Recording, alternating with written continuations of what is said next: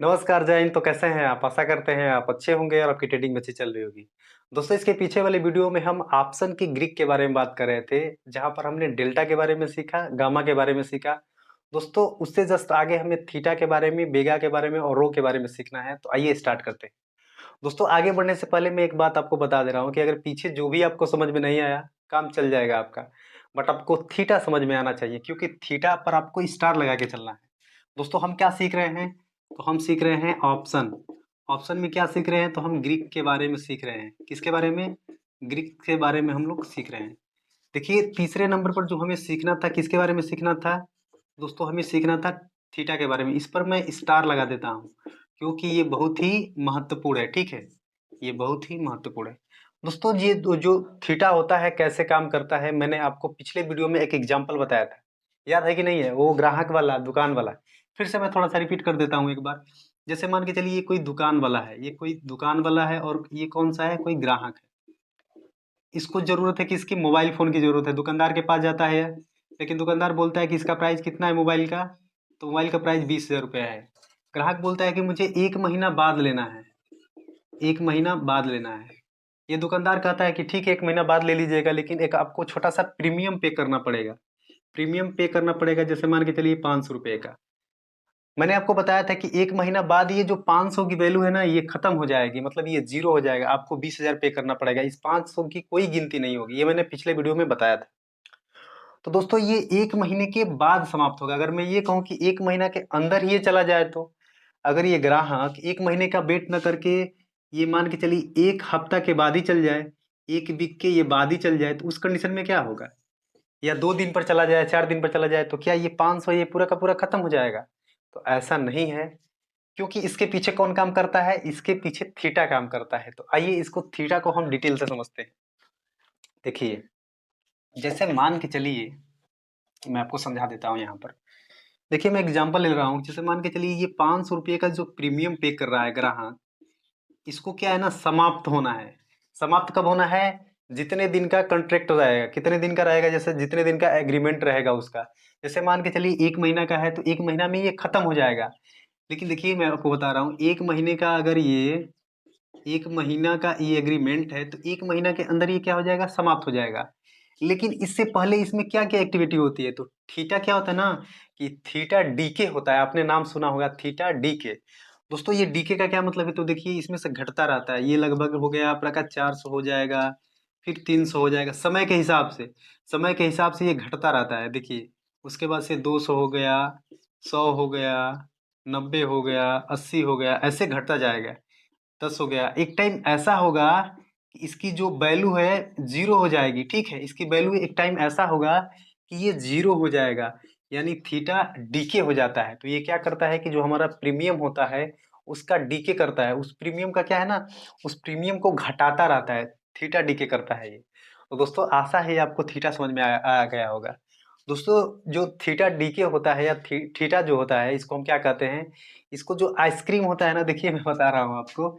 ये जो आइसक्रीम होता है, ये आइसक्रीम की तरह होता है। ये मेल्ट होता रहता है धीरे धीरे, क्या ना, पिघलता रहता है, पिघलता रहता है, पिघल। देखिए, ये 500 रुपये की प्राइस थी ना, पिघल रहा है। 400 हो गया, 300, 200, 100, 90, 80।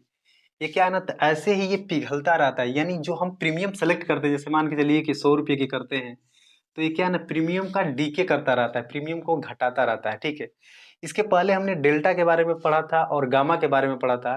तो वो क्या कर रहे थे? प्रीमियम को बढ़ा रहे थे। समझ रहे हैं आप?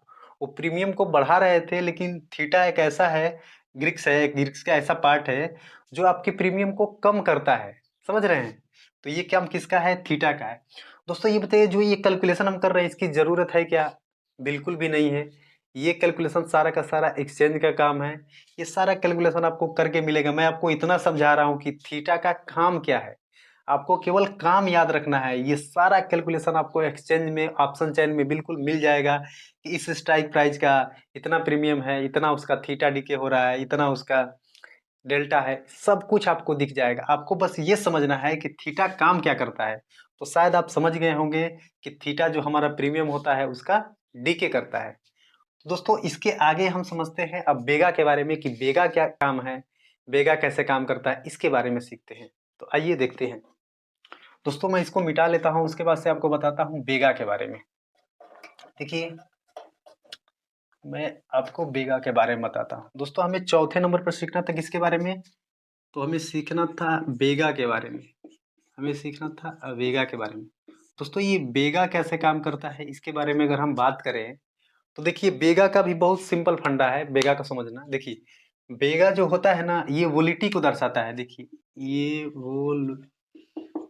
वोलिटी को दर्शाता है, यानी मार्केट में कितना। देखिए अगर मैं आपको ऐसे कहूँ, इसका मतलब है ना कि मार्केट कितना ऊपर जा सकता है और मार्केट कितना नीचे जा सकता है, इसको कौन दर्शाता है? तो ये दर्शाता है बेगा। अगर मैं सिंपल भाषा में बेगा को अगर समझाऊं आपको, तो सिंपल भाषा में आप ये समझ सकते हैं कि देखिए मार्केट में जो हमारा प्रीमियम होता है, प्रीमियम जो होता है, हम जो प्रीमियम पे करते हैं, ये जो प्रीमियम पे करते हैं, उसकी प्राइस कितनी बढ़ सकती है, कितनी घट सकती है, ये कौन डिसाइड करता है? ये डिसाइड करता है बेगा। तो आपको सिंपल बेगा के बारे में आपको इतना समझना है। बेगा में कैलकुलेशन आपको करने की जरूरत है क्या? नहीं करना है, क्योंकि एक्सचेंज आपको करके देगा। तो आपको बेगा के बारे में बस इतना समझना है कि बेगा का जो काम है ना, ये आपके प्रीमियम को कितना तेजी से घटा सकता है, कितना तेजी से बढ़ा सकता है, यानी ये वोलिटी को दिखाता है। यानी मार्केट कितना तेजी ऊपर, हम ये कहें कि मार्केट कितना जल्दी ऊपर गया और कितना जल्दी नीचे आया। आप समझ रहे हैं? इसी को दर्शाता है कौन सा? बेगा। दोस्तों जो मार्केट में वोलिटी होती है उसको डिफाइन करने के लिए एक इंडेक्स बनाया गया है हमारे यहाँ, जिसको हम कहते हैं, उसके बारे में भी थोड़ा हम जान लेते हैं, क्योंकि जब इसकी बात आ गई बेगा की तो उसको जानना जरूरी है। तो देखिए वो भी रिलेट करता है इससे, तो उसको हम समझ लेते हैं थोड़ा सा। देखिए ये ग्रीक नहीं है, ये क्या है? इंडेक्स के बारे में बता रहा हूँ। देखिए ये होता है, इसका नाम है इंडिया बिक्स। इंडिया बिक्स दोस्तों ये आपको हर डीमेट अकाउंट, हर चार्ट पैटर्न, यानी जितने भी आप चार्ट देखते हैं वहां पर मिल जाएगा आपको इंडिया बिक्स। दोस्तों इंडिया बिक्स का काम क्या है कि ये वोलिटी को दर्शाता है। वोलिटी को दर्शाता है मार्केट में जो वोलिटी होती है उसको क्या है ना, ये दर्शाता है कि मार्केट कितना तेजी से ऊपर जा सकता है, कितना तेजी से नीचे जा सकता है, उसको ये दर्शाता है। लेकिन दोस्तों इंडिया बिक्स की अगर हम ऑप्शन में बात करें, तो देखिए हमारा जब जो प्रीमियम होता है, जो हम प्रीमियम पे करते हैं, जो हम प्रीमियम पे करते हैं, उसमें इसका क्या इफेक्ट होता है? अगर देखिए अगर मैं ये कहूँ कि इंडिया बिक्स जब बढ़ता है, तो उसके साथ ही हमारा प्रीमियम क्या होता है? बढ़ जाता है। और दोस्तों जब इंडिया बिक्स का घटता है तो हमारा प्रीमियम भी क्या होता है? घट जाता है। तो ऐसे काम करता है कौन? इंडिया बिक्स। इसलिए मैंने आपको बेगा के अंतर्गत बता दिया। तो दोस्तों इंडिया बिक्स आपको समझ में आ गया होगा। बेगा का काम यही है, वोलिटी को दर्शाना, कि मार्केट में अभी कितनी तेजी से प्रीमियम अप हो सकता है, डाउन हो सकता है, उसको बताना। तो दोस्तों आशा है ये सारी चीज आपको समझ में आ रही होगी। दोस्तों इसके आगे हमें रो के बारे में पढ़ना है, तो आइए देखते हैं रो का क्या काम है, उसके बारे में थोड़ा बहुत सीखते हैं। देखिए रो क्या काम करता है, एक बार मैं दिखाता हूँ आपको।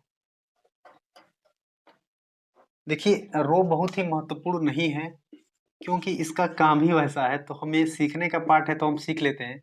देखिए रो का काम क्या है, पहले इसको समझिए। देखिए एक संस्था है हमारे यहाँ जिसको बोलते हैं एनपीसी।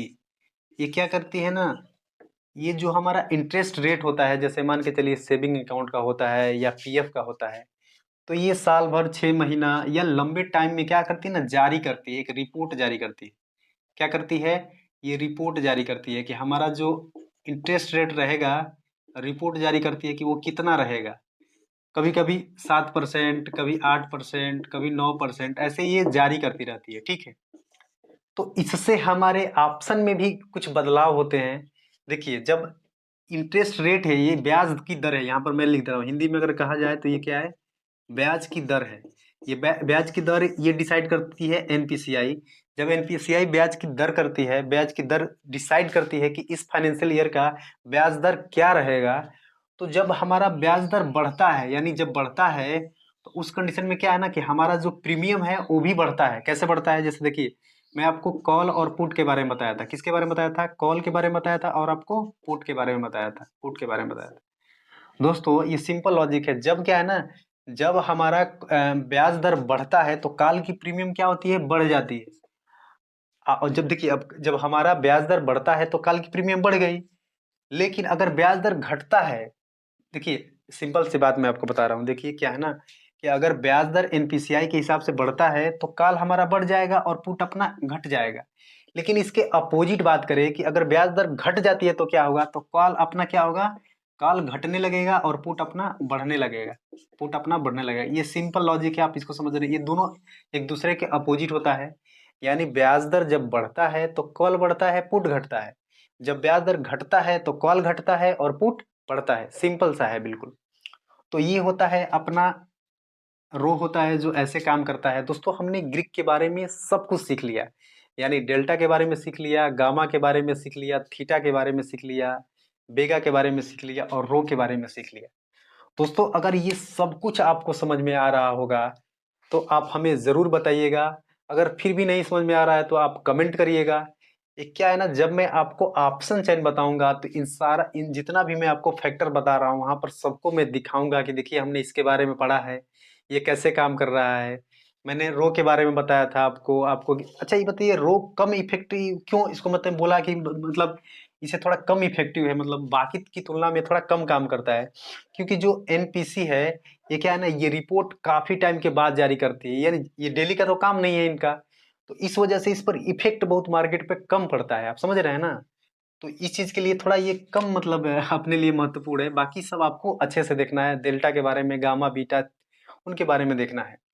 तो दोस्तों आशा है ग्रीक आपको अच्छे से समझ में आ गया होगा। फिर भी अगर कोई समस्या हो रही है तो आप कमेंट में करिए और एक अच्छा सा कमेंट कर दीजिए जिससे मैं आगे वीडियो बनाने के लिए मोटिवेट हो सकूं। धन्यवाद।